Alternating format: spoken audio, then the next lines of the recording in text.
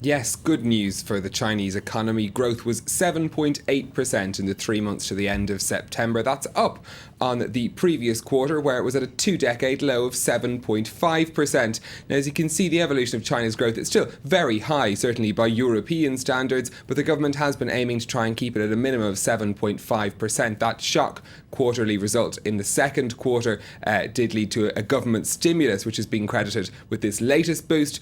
Earlier, we spoke to our correspondent in Beijing, Shannon Van Sant, about the details.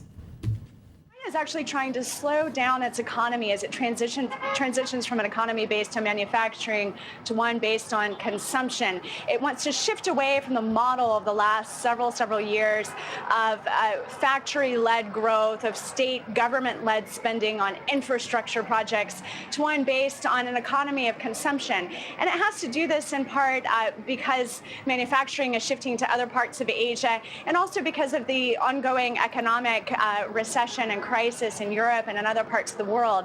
Exports took a surprising hit in September. They were lower than expected. So there are lingering concerns about the impact of declining consumption in the West on China's model until now of manufacturing growth. So I think what we're seeing here is the economy has picked up, but in general, China is really trying to slow down this breakneck economic growth that has really defined the country and the economy over the last 15 years.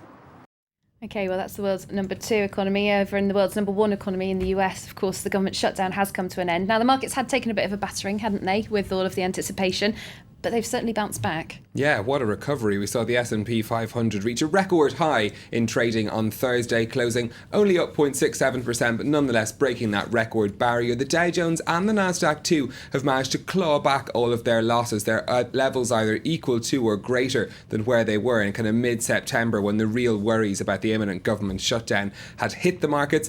That positive boost has also helped cheer the markets in Asia too, and plus that good news we've heard about the Chinese economy helping the Hang Seng, the Shanghai Composite and the Kospi into the green, just the Nikkei closing down slightly in Asia.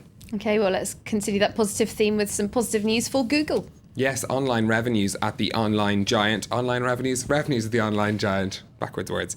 Jumped a record 23% in the 3 months to the end of September, earning $10.8 billion for Google. That news sent their share price soaring in after-hours trading to over $960. Catherine Viette has more.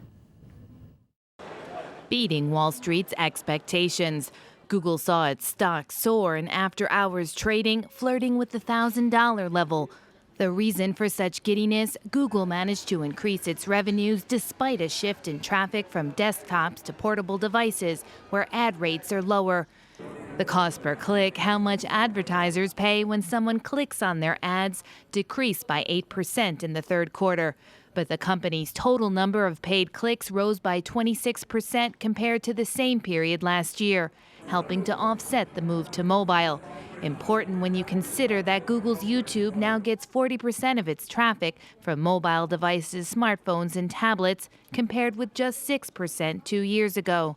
The internet search giant's results offered a sharp contrast to online rival Yahoo, which reported a dip in revenue earlier this week. But Google still faces challenges. It's struggling to turn around its Motorola mobile phone unit. Operating losses in the third quarter were $248 million, compared to $192 million over the same period last year. Let's move on now with a look at some of the day's other business stories. And workers at the state-run Brazilian oil company Petrobras have gone on strike ahead of the government's planned auction of an offshore oil field next week. 2 Chinese companies are at the forefront of the bid for a share in the Libra field, which is estimated to hold up to 12 million barrels of oil. The unions representing staff at Petrobras say foreign companies shouldn't be allowed to participate in the auction. The world's number 1 retailer Walmart is set to close more than 20 unprofitable stores in China. The move's part of an overhaul of its operations. That includes opening new shops elsewhere in the country. Sales at Walmart's Chinese outlets rose by 6% in the second quarter of the year. And a private equity firm has made an offer of more than €350 million for the iconic Doc Martens brand. Sources quoted in the British media say the Permira Group is in advanced negotiations that could see a sale agreed as early as the end of the month. The Griggs family, that have owned the brand for more than 50 years, have been looking to sell it for more than a year.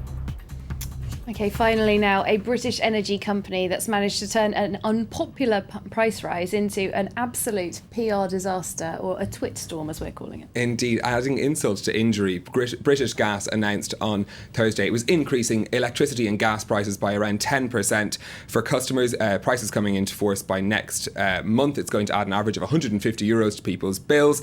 They went to engage in a Twitter chat afterwards, hoping to elicit some sort of discussion about it. Unfortunately, it descended into a bit of chaos. There were 16,000 tweets using the hashtag AskBG, as one of them summing it up there, PR disaster. The responses, you can imagine, quite vitriolic, although there were some touches of British humour as well. Comments such as, what is the best temperature to thaw an elderly relative, and what seasoning would you use with one? That was one poignant suggestion. And another from Felicity Morse, who's the social media editor at the Independent newspaper. Have you found a way, she asked British Gas, to channel angry customer feedback into electricity? Very unpopular company right now indeed. Thanks very much though, Stephen Carroll, always popular with the business news, back in an hour's time. We're going to move on now though to web news. The controversy over the deportation of a Roma teenager from France generating buzz